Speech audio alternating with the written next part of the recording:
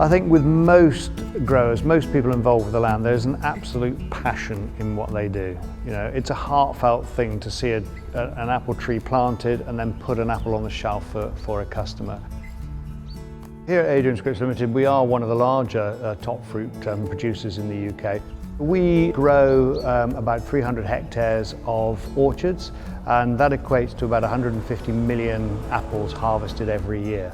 The UK produces about 40% of the apples and pears that are consumed in the UK, so we're only 40% self-sufficient. There's a great desire within the industry to move that to 60–70% self-sufficient, and we have a climate that is absolutely perfect for top fruit production. But that doesn't mean to say we mustn't take our eye off the ball. We're very conscious that the climate is changing, so we're changing a lot of our growing practices. So we're using low carbon fertilizers, organic fertilizers. We're also using technology to identify pest and disease so that we are only approaching and managing specific problems. The technology that we're using is changing.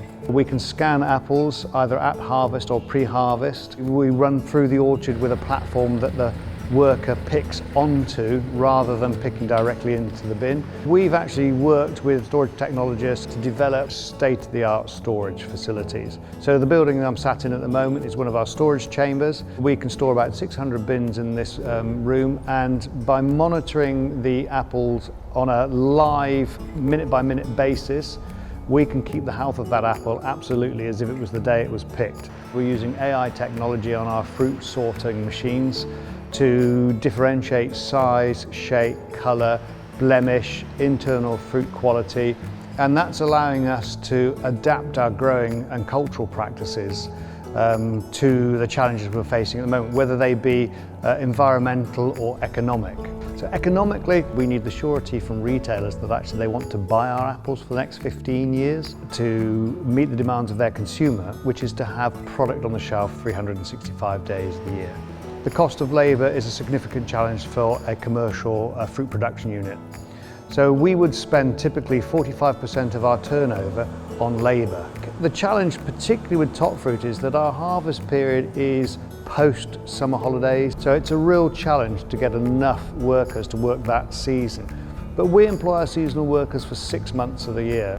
To help fruit growers remain commercial, there needs to be a level of governmental support. The demands being put on all agriculture and all horticulture to move forward with environmental enhancement needs to be adequately supported by government.